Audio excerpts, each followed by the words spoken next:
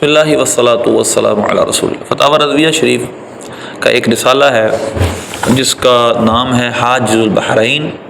الواقی عن جمع الصلاتین، دو دریاؤں کو ملنے سے روکنے والا، دو نمازوں کو جمع کرنے سے بچانے والا، یعنی یہ رسالہ ہے۔ اس رسالے میں امام اہل سنت مجدد دین و ملت الشاہ امام احمد رضا خان رحمۃ اللہ علیہ نے دو نمازوں کو ایک وقت میں جمع کرنا جمع حقیقی کے اعتبار سے یہ ناجائز ثابت کیا ہے، ما سوا حج کے۔ بتا دو اس میں اگلا حصہ یہ تو اس کی کچھ بحث میں نے پہلے ویڈیو میں کی ہے، میں کوشش کروں گا مزید کچھ بحث اسی کی وضاحت میں مزید آج کبھی آپ اس ویڈیو میں پیش کروں۔ اور پہلی بحث جو یہاں پر ہے، فصل اول طلوع فجر نوری باثبات جمع سوری، یعنی آپ نے یہ ثابت کیا ہے اس جگہ کہ جن حدیثوں میں جمع بین الصلاتین کا تذکرہ ہے اس سے مراد جمع سوری ہے۔ پہلے یہ سمجھیں کہ جمع کی دو صورتیں ہیں، جمع حقیقی، جمع سوری۔ جمع حقیقی یہ ہے کہ ایک وقت میں دو نمازوں کو جمع کرنا، یعنی ظہر کے وقت میں عصر اور ظہر پڑھنا، یا عصر کے وقت میں ظہر اور عصر کو پڑھنا، یہ جمع حقیقی ہے، یہ ہمارے نزدیک ثابت نہیں۔ جمع سوری ہمارے نزدیک یہ ثابت ہے کہ صورتاً تو وہ نماز جمع ہے لیکن حقیقتاً نہیں۔ کس طرح کہ ایک نماز کو اس کے آخری وقت میں پڑھا جائے اور دوسری نماز کو اس کے پہلے وقت میں پڑھا جائے، اور صورتاً دیکھا جائے تو ظہر کو آخری 5 منٹوں میں پڑھا جائے، آخری منٹ جب سلام پھیرے تو اس کا وقت ختم ہونے کے قریب ہو جائے، اور عصر کو اس کے پہلے وقت میں پڑھا جائے، تو صورتاً تو نہیں نماز جمع کرنا ہے لیکن حقیقتاً نہیں۔ اب امام اہل سنت رحمۃ اللہ علیہ اسی پر دلائل قائم کرتے فرماتے ہیں، حضور پر نور سید یوم النشور صلی اللہ علیہ وسلم سے جمع سوری کا ثبوت اصلاً محل کلام نہیں۔ یہ ہماری بحث ہی نہیں کہ نبی پاک صلی اللہ علیہ وسلم سے جمع سوری کا ثبوت ہے، ہم بالکل مانتے ہیں کہ آپ نے جمع سوری فرمائی، اور وہی مذہب مہذب ائمہ حنفیہ ہے، اسی پر ہمارا مذہب حنفی ہے کہ بھئی نبی پاک صلی اللہ علیہ وسلم نے جمع سوری فرمائی۔ اس میں صاف صریح جلیل و صحیح احادیث مروی بالکل واضح اور جلال و شان والی حدیث اس کے بارے میں ہے، مگر ملا جی تو انکار آفتاب کے عادی، مگر جس کے بارے میں اعلیٰ رسالہ رکھے وہ ملا تو سورج کے انکار کا عادی بن چکا ہے۔ بقام کمال شوق چشمی بے نقطہ سنا دی، بس آنکھ کی شوخی کی وجہ سے ایک بلا محل بات کر دی کہ کوئی حدیث صحیح ایسی نہیں جس سے ثابت ہو کہ حضرت جمع سوری سفر میں کیا کرتے تھے۔ بہت اچھا، ذرا نگاہ روبرو، اس نے یہ دعویٰ تو کر دیا کہ نبی پاک صلی اللہ علیہ وسلم سے جمع سوری ثابت نہیں، لیکن حضرت فرماتے ذرا آگے چلو اور ذرا روبرو دیکھو، آنکھوں میں آنکھیں ملا کر دیکھو ذرا۔ اب اعلیٰ حضرت اس پر احادیث بیان کرتے ہیں کہ جو جمع سوری پر واضح دلیل ہے۔ حدیث نمبر 1 دیکھیے، جلیل و عظیم حدیث، بڑی عظمت والی اور جلالت والی حدیث، سیدنا عبداللہ بن عمر رضی اللہ عنہما کو اس جناب سے مشہور و مستفید، یعنی بالکل مشہور اور بہت بڑی مشہور حدیث ہے، جسے امام بخاری، ابو داؤد، نسائی نے اپنی صحاح، اور امام عیسیٰ بن ابان نے کتاب الحجج علی اہل مدینہ، اور امام طحاوی نے شرح معنی الاثار، ازہلی نے ظاہریات، اور امام اسماعیل نے مستخرج صحیح بخاری میں بطریق عدیدہ کثیرہ، بہت ساری سندوں اور بہت ساری سندوں سے روایت کیا۔ اب روایت میں آپ کو صاحب کے عرض کرتا ہوں، بہت ساری جگہ اس کے حوالے امام اعلیٰ رحمۃ اللہ نے بیان کیے ہیں، اور وہ نماز یہ ہے، وہ حدیث یہ ہے کہ حضرت نافع فرماتے ہیں عبداللہ بن عمر رضی اللہ عنہما کہ حضرت عبداللہ بن عمر رضی اللہ عنہما کا قول بیان کرتے ہیں کہ حضرت عبداللہ بن عمر رضی اللہ عنہ کا مؤذن جب نماز کا وقت ہوا اس نے کہا الصلاۃ، آپ نے فرمایا سر چلتے رہو، حتی اذا کان قبل غیوب الشفق نزل، یہاں تک کہ جب شفق غروب ہونے کے قریب ہوا تو آپ اترے، فصل المغرب، آپ نے مغرب پڑھی، ثم انتظر، پھر آپ نے انتظار کیا، تغاب الشفق، یہاں تک کہ شفق غروب ہو گیا۔ شفق غروب ہونے سے پہلے ایک سفیدی رہتی ہے، وہ سفیدی جب غروب ہو جاتی ہے تو شفق اس کو کہتے ہیں غروب ہو جاتا ہے، اس کے بعد ایک سیاہی چھا جاتی ہے، پھر ایک پوری تفصیل اس کے اندر، تو شفق ابیض غروب ہوا، مغرب کی نماز آپ نے پہلے پڑھی، فصل العشاء، پھر آپ نے عشاء کی نماز پڑھی، ثم قال، پھر فرمایا ان رسول اللہ صلی اللہ علیہ وسلم کان اذا عجل به امر، کہ نبی پاک صلی اللہ علیہ وسلم کسی معاملے میں جلدی ہوتی ہے آپ کو، صنع مثل الذي صنعت، جس طرح میں نے کیا حضور اسی طرح کرتے تھے، فصار فی ذلك اليوم لیلہ مسیرۃ 3 ایام، اور عبداللہ بن عمر نے اس دن اس دن رات میں 3 دن رات کی راہ قطع کی، یعنی ایک رات میں اور ایک دن میں 3 دن کا سفر کیا۔ آگے چلیے، پھر آپ بہت متعدد اسناد سے اس حدیث کو بیان کرتے ہیں اور پھر آگے جا کر ایک نتیجہ اخذ کرتے ہیں۔ سنیے صفحہ نمبر 172 پہ آپ فرماتے ہیں کہ یعنی ہم نے سالم بن عبداللہ بن عمر رضی اللہ عنہما سے سوال کیا کہ حضرت عبداللہ بن عمر رضی اللہ عنہما سفر میں کسی نماز کو دوسرے کے ساتھ جمع فرماتے تھے؟ کہا نہ سوا مزدلفہ، یعنی مزدلفہ کے علاوہ نہیں کرتے تھے، جہاں ملانا سب کا اتفاق ہے۔ پھر وہی حدیث بیان کی کہ اس سفر میں اس طریق سے نمازیں پڑھی تھیں، یعنی جس جمع سوری کی تھی۔ اس حدیث جلیل کے اتنے طرق کثیرہ ہیں، اتنے طرق ہیں، اتنے زیادہ اس کی سندیں ہیں جن سے آفتاب کی طرح روشن کہ حضور اقدس و صحابہ کرام صلی اللہ علیہ وسلم رضی اللہ عنہم نے سفر میں بحال شتاب و ضرورت، یعنی ضرورت کی وجہ سے جمع سوری فرمائی، اور یہی ہمارے ائمہ کرام کا مذہب ہے۔ یعنی ہمارے نزدیک صورتاً نماز کو جمع کرنا درست حقیقت نہیں، اور اس پر دلیل حضرت عبداللہ بن عمر، اور حضرت عبداللہ بن عمر نے اس عمل کو منسوب کیا نبی پاک صلی اللہ علیہ وسلم سے، اور یہ کئی سندوں سے بسند عدیدہ و طرق کثیرہ سے یہ بات ثابت ہوتی۔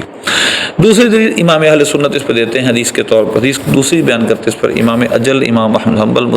مسند اور ابو بکر بن ابی شیبہ استاد بخاری مسلم مصنف میں بسند حسن بطریق اپنے یعنی اپنی طریق سے، شیخ وکی بن جراح اور امام طحاوی مانصار میں بطریق حدثنا، پھر وہ حدثنا ساری بیان کرتے ہیں اور حدیث کو بیان کیا ہے۔ پھر اس کو یعنی اس جگہ وہ ساری حدیث بیان کی ہے حضرت ام المؤمنین عائشہ صدیقہ رضی اللہ عنہا سے، قالت کان رسول اللہ صلی اللہ علیہ وسلم فی السفر یؤخر الظہر ویقدم العصر ویؤخر المغرب ویقدم العشاء، کہ آپ ظہر کو مؤخر کرتے سفر میں اور عصر کو مقدم کرتے، اور مؤخر کرتے مغرب کو اور عشاء کو مقدم کرتے، یعنی آپ آخری وقت میں ظہر پڑھتے اور پہلے وقت میں عصر پڑھتے، جس کی تشریح حضرت عبداللہ بن عباس کی حدیث میں ہے۔ تیسری حدیث آپ بیان کرتے اس پر صفحہ نمبر 173 پر، ابو اپنی سنن باب متی یتم المسافر و مسافر کب اپنا سفر پورا، مسافر کب پوری کرے،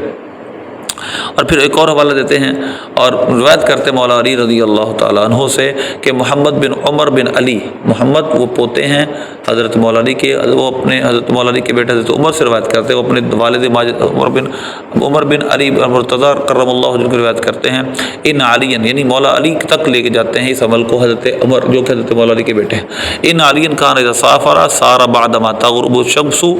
مولا علی جب غروب شمس کے بعد سفر کا ارادہ فرماتے حتی قاد ان تظلمہ، سفر کرتے رہتے یہاں تک کہ ظلمت چھا جاتی، یعنی قریب ہو جاتا اندھیرا، ثم ينزل فيصلي المغرب،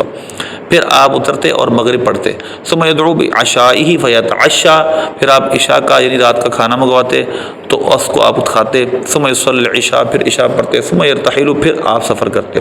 يقول هكذا كان رسول اللہ صلی اللہ علیہ وسلم يصنع، اور فرماتے اسی طرح سرکار کیا کرتے تھے۔ اب یہ روایت بھی آپ نے بیان کی ہے، اور اس کو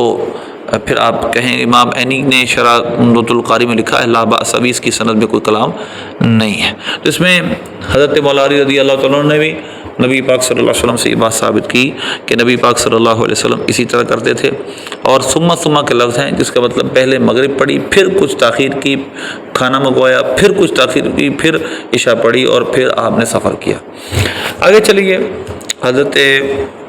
ابو عثمان سے بھی راوی ہیں، حضرت سعد بن مالک سے روایت کرتے ہیں،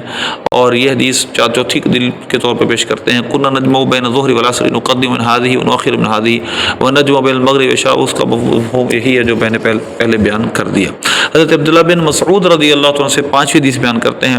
عبد الرحمن بن یزید کہتے ہیں صحبت عبداللہ بن مسعود رضی اللہ عنہ فی حجہ، میں نے حج کے موقع پر آپ کی صحبت اختیار کی، فکان یؤخر الظہر ویعجل العصر، آپ ظہر کو مؤخر کرتے اور عصر کو پہلے پڑھتے، یؤخر المغرب ویعجل العشاء، یعنی اول وقت میں پڑھتے، اور یہی کرتے ہوئے یسفر بالصلاۃ الغداء، اور صبح یعنی فجر کی نماز صبح روشن کر کے پڑھتے، صبح کو ذرا اجالے میں پڑھتے۔ اب اس جگہ امام اہل سنت یہ نکالتے ہیں الحمدللہ جمع سوری کا طریقہ حضور پر نور سید عالم صلی اللہ علیہ وسلم، حضرت مولا علی، حضرت عبداللہ بن مسعود، حضرت سعد بن مالک، حضرت عبداللہ بن عمر وغیرہ صحابہ کرام علیہم رضوان سے روشن وجہ پر ثابت ہوا، بالکل واضح طور پہ ثابت ہوا۔ امام اللہ مذہباں کا وہ جبروتی ادعا، یعنی جو مولوی اس امام اہل سنت کا مخاطب ہے، آپ اسے فرماتے ہیں اس کا تو کوئی مذہب نہیں ہے، کسی مذہب کا ماننے والا نہیں، اور وہ جبروتی ادعا ہے، بلا وجہ کی اور جان بوجھ کر ایک دعویٰ کیا کہ اس جمع سورے میں کوئی حدیث صحیح نہیں، اور اس سے بڑھ کر یہ بانگے بے معنی کی ایک چھلانگ لگائی اور بے معنی آواز نکالی کہ یہ روایات جن سے جمع سوری کرنی ابن عمر کی واضح ہوتا ہے سب واہیات و مردود و شاذ و منکیر ہے۔ معاذ اللہ سب کو ہی شاذ کہہ دیا، مردود کہہ دیا، منکر کہہ دیا۔ بشدت حیا یہ خاص جحود و فترا کہ ابن عمر اس کیفیت سے ہرگز نماز جمع نہیں کی، اور پھر اتنا بے حیا ہے اور انکار کرتے ہوئے کہہ دیا کہ عبداللہ بن عمر نے ایسی کبھی نمازیں پڑھی نہیں۔ اب سنیں، جیسا کہ روایتوں سے معلوم ہوتا ہے اپنی سزائے کردگار، اس کا یہ دعویٰ اپنی سزائے کردگار کو پہنچا، اب اس کو دعویٰ یہ ختم ہو گیا، دلائل سے ہم نے باطل کر دیا۔ اب ایضاح مرام و اضاحت اوہام، اب مرام یعنی اپنی مقصد کی وضاحت اور وہم اوہام کو زائل، وہموں کو ظاہر کرنے کے لیے چند افادات کا استماع کیجیے، یعنی چند فائدے سنیے۔ اب ذرا آپ لطیفہ اول دیکھیے، عجیب سی بات عبداللہ بن عمر رضی اللہ عنہ کی جس کے بارے میں جو اس مولوی نے کی، جس کو آپ جواب دے رہے ہیں امام اہل سنت، وہ کہتا ہے محمد بن فضیل کے سب یہ حدیث ضعیف ہے، جو ابو داؤد شریف کی حدیث ہے وہ محمد بن فضیل اس میں راوی اس وجہ سے ضعیف ہے۔ امام اہل سے جواب دیتے ہیں اقول اولا، میں یہ پہلی بات یہ کہتا ہوں یہ بھی شرم نہ آئی، یعنی اس مولوی کو امام مذہبان کو یہ شرم نہ آئی کہ محمد بن فضیل صحیح بخاری صحیح مسلم کی رجال سے ہے، اگر یہ ضعیف ہے تو صحیح بخاری صحیح مسلم کی کئی حدیث ضعیف ہوئی۔ دوسرا، امام ابن معین جیسے شخص نے ابن فضیل کو ثقہ، امام احمد نے حسن الحدیث، امام نسائی نے لا باس بھی، یعنی بالکل سندن یہ راوی صحیح ہے اور اس پر امام ائمہ کی توثیق موجود ہے۔ آگے چلیے، پھر اس جگہ امام احمد، پھر دیکھیے امام احمد نے اس سے روایت کی، وہ جسے ثقہ نہیں جانتے اس سے روایت نہیں فرماتے۔ امام احمد حنبل کا ایک اسلوب ہے، اور میزان میں اصلاً کوئی جرح مفسر اس کے حق میں ذکر نہیں کی، کوئی جرح ہوگی بھی تو مفسر نہیں ہوگی، مجمل جرح ہوگی، اس کو ہر جگہ قابل قبول نہیں۔ ٹھیک، سوال دیکھیے، یہ بکف چراغی قابل تماشا، ہاتھ میں چراغ اور تماشا بنایا ہوا ہے، نظر کچھ نہیں آتا۔ امام اہل سنت فرماتے ہیں ابن فضیل کے منصوب الرفض ہونے کا دعویٰ کیا، اللہ معاف کرے، اس نے کہہ دیا کہ وہ رافضی تھے، اور ثبوت میں عبارت تقریب رمی بالتشیع ملا جی کو 22 سال خورداری اور دعویٰ محدثی آج تک اتنی خبر نہیں ہوئی کہ محاورات سلف و اصطلاح محدثی میں تشیع اور رفض میں کتنا فرق ہے۔ یعنی تقریب کی روایت پیش کر دی، تقریب کی عبارت پیش کر دی کہ اس پہ تشیع کا الزام ہے۔ تو آپ فرماتے ہیں کہ محدثی کا یہ دعویٰ کتنا کھوکھلا دعویٰ کہ آج تک محاورات سلف و اصطلاح محدثین میں جو تشیع، یعنی پچھلے دور کے محدثین کے اندر جو تشیع اور رفض میں فرق ہے وہی پتہ نہیں۔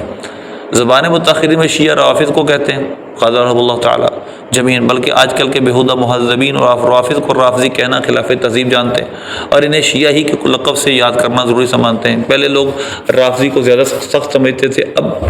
اب رافضی کو نرم سمجھتے ہیں، شیعہ کو زیادہ سخت سمجھتے ہیں، حالانکہ یہ پرانی اصطلاح کے برخلاف ہے۔ اب ذرا غور کیجیے، آپ فرماتے ہیں خود ملا جی کے خیال میں اپنی ملائی کے باعث یہی تازہ محاورہ تھا، یا عوام کو دھوکہ دینے کے لیے تشیع کو رافضی بنایا کہ یہ اس میں تشیع کا الزام، تشیع وہ ہوتا ہے جو خلفائے راشدین میں سے حضرت مولا علی کو افضل مانے بس، اور کچھ بھی کلام نہ کرے، دیکھیے، اور ان کے بارے میں تنقید کچھ نہ کرے خلفائے راشدین کے بارے میں، حالانکہ اصل میں جو تمام خلفائے کرام رضی اللہ عنہ کے ساتھ حسن عقید رکھتا ہو اور حضرت مولا علی کرم اللہ وجہہ کو ان میں سے افضل جانتا ہو، شیعی کہا، اس کو شیعی کہا جاتا ہے، رافضی نہیں ہے وہ، بلکہ جو صرف امیر المومنین عثمان غنی رضی اللہ عنہ پر تفضیل دیتا ہو، اسے بھی یعنی حضرت عثمان غنی سے مولا علی کو افضل مانتا ہو، اس کے بھی شیعی کہا جاتا ہے۔ حالانکہ یہ مسلک بعض علماء اہل سنت کا تھا کہ وہ حضرت عثمان غنی سے حضرت مولا علی کو افضل مانتے تھے، اسی بنا پر متعدد ائمہ کوفہ کو شیعہ کہا گیا، بلکہ کبھی محض غلبہ محبت اہل بیت کرام رضی اللہ عنہ کو شیعہ سے تعبیر کرتے، کبھی کبھار یہ بھی کہتے ہیں کہ جب غلبہ محبت اہل بیت ہوتا تو وہ شیعہ کہہ دیتے، لیکن اس سے مراد وہ گمراہ نہیں تھا، حالانکہ یہ محض سنیت ہے، اہل بیت سے پیار۔ امام ذہبی نے تذکرۃ الحفاظ میں خود انہی کو محمد بن فضیل کو نسبت تصریح کی، ان کا تشیع صرف موالات تھا، یعنی امام ذہبی نے محمد بن فضیل کے بارے میں کہا صرف موالات، محبت تھی ان کو، تو لہذا یہ آج کل کے رافضیوں کی طرح نہیں کہ ان کی روایت رد ہو۔ پھر آپ فرماتے ہیں، دیکھیے روایت میں ذکر کی، رابعاً ذرا روایت صحیحاً کو دیکھیے کہ اگر یہ ماننے کہ شیعہ کی روایت کو آپ رد کرنے پر ہی تلے ہوئے ہیں، تو اگر آپ شیعہ کو رافضی بنائیں گے، اس کی تضعیف کریں گے، جس طرح بعض لوگ آج کرتے بھی ہیں کہ وہ شیعہ کا مطلب رافضی لیتے ہیں، وہ پھر طعن بھی کرتے ہیں امام بخاری، اور ہم پر کہتے ہیں دیکھو تمہاری روایت میں شیعوں کی روایت، جبکہ اس شیعہ سے مراد یہ ایک موجودہ شیعہ نہیں ہے۔ کیا امام بخاری مسلم نبی سے بھی آپ کو ہاتھ دھونا پڑے گا، کیونکہ ان کی روایت میں 23 سے زیادہ ایسے لوگ ہیں جنہیں اصطلاح قدامہ پر لفظ تشیع سے ذکر کیا جاتا ہے۔ 30 ایسے لوگ ہیں جن کو تشیع کہا جاتا ہے، لیکن وہ رافضی نہیں ہیں، صحابہ کو برا نہیں کہتے تھے۔ یہاں تک کہ تدریب میں حاکم سے نقل کیا کتاب مسلم ملاء بین شیعہ، مسلم کی کتاب تو شیعوں سے بری ہوئی ہے۔ شیعہ کا مطلب یہ ہمارے صحابہ کا دشمن شیعہ نہیں، بلکہ وہ جو اہل بیت سے پیار کرنے والے تھے، اور صرف اتنی بات تھی کہ سب صحابہ کی عزت کرتے تھے لیکن حضرت علی کو افضل مانتے تھے، بس اتنی بات۔ اب آگے چلیے، لطیفہ نمبر 3 دیکھیے، امام طحاوی کی جس بطریق جابر نافع بن پھر بشر بن بکر سے روایت کیا، وہ اس کو غریب الحدیث کہا انہوں نے۔ تو اب یہاں پر یہ مولوی جو جس کا رسالے کا رد اعلیٰ فرماتے ہیں کہ وہ کہتا ہے کہ وہ غریب حدیث ہے، ایسی روایت لاتا تھا کہ سب کے خلاف۔ وقال الحافظ فی التقریب، امام ذہبی نے اپنی کتاب تقریب میں یہی کہا، ابن حجر اسقلانی رحمۃ اللہ تقریب میں یہی کہا۔ تو اعلیٰ جواب دیتے ہیں، پہلا جواب یہ ہے ذرا شرم کی ہوتی کہ بشر بن بکر رجال صحیح بخاری سے ہیں، صحیح حدیثیں رد کرنے بیٹھے، اب بخاری بھی بلا طاق، اب بخاری کو بھی آپ اوپر رکھنا پڑے گا، چھوڑنا پڑے گا، کیونکہ بخاری کی روایات میں بشر بن بکر سے روایت، بخاری کے اندر بشر بن بکر سے روایت لی گئی ہیں، تو یہ اگر غریب ہے تو سارے بخاری کی وہ روایت بھی غریب ہوگی، ایسا نہیں ہے۔ آگے چلیے، اس سری خیانت کو دیکھیے کہ ایک تقریب میں صاف بشر کو ثقہ فرمایا، وہ ہضم کر دیا، اس مولوی نے ذکر نہیں کیا۔ آگے چلیے، محدث جی تقریب میں ثقہ یغرب، یہ کسی ذی علم سے سیکھو کہ فلاں یغرب اور فلاں غریب الحدیث میں کتنا فرق ہے، غریب الحدیث میں فلاں یغرب میں فرق ہے، اور ثقہ لکھا ہے ان کو۔ اغراب کی یہ تفسیر کی ایسی روایت لاتا تھا کہ سب کے خلاف، محدث جی غریب و منکر کا فرق کسی طالب سے پڑھو۔ امام علیہ السلام اس کو فرماتے ہیں، جو مولوی کا رد فرما رہے ہیں کہ اغراب کی یہ تفسیر، غریب کی یہ تفسیر کرنا کہ سب کے خلاف حدیث لاتا تھا، یہ بالکل اپنی تشریح ہے، اپنی تعریف ہے، کس جگہ کسی محدث نے یہ بات نہیں کی، بلکہ یہ منکر کی تعریف ہے، غریب کی تعریف نہیں۔ خامساً باوصف ثقہ ہونے کے مجرد اغراب باعث رد ہو تو صحیح ہے صحت، اگر کوئی راوی ثقہ ہے اور صرف وہ غریب بالحدیث ہے، جس کا مطلب اگر اس کو چھوڑا جائے گا تو آپ کو صحیح ہے، صحیح بخاری صحیح مسلم سے ہاتھ دھونا پڑے گا۔ یہ اپنی مبلغ علم تقریب ہی کی ذکر، یعنی اس کی پہنچ تقریب تک ہے، ذرا اس کو دیکھیے۔ بخاری مسلم کے رجال میں کتنوں کی نسبت یہی لکھا ہے، لفظ لکھا ہے کہ وہ غریب، وہاں یہ بشر خود ہی جو رجال بخاری سے ہیں، اور ان میں بشر کا نام ہے جو کہ صحیح بخاری کی روایت میں سے۔ اب سادساً دیکھیے، ذرا میزان تو دیکھیے، میزان الاعتدال کہ بشر بن بکر تینسی فصدوق ثقہ لا طعن فی، وہاں لکھا ہے کہ یہ صدوق و ثقہ ہے، اس میں کوئی طعن نہیں ہے۔ تو یہ پہلا میں نے آپ کو نقطہ بیان کیا، پھر اور راویوں پر بھی آپ جرح فرماتے ہیں، پڑھنے والے اس جگہ پڑھ سکتے ہیں۔ تو میں نے مختصار کے ساتھ کچھ جو اعلیٰ کلام فرمایا، یہاں علمی نقطے بیان کیے ہیں۔ پہلی بحث میں نے بھی کی، دوسری بحث تقریباً ہے، انشاءاللہ آئندہ صفحوں میں ہم مزید آئندہ ویڈیوز کے اندر اسی موضوع پر مزید بات کریں گے، اسی رسالے پر۔ اللہ سے دعا عمل کی توفیق۔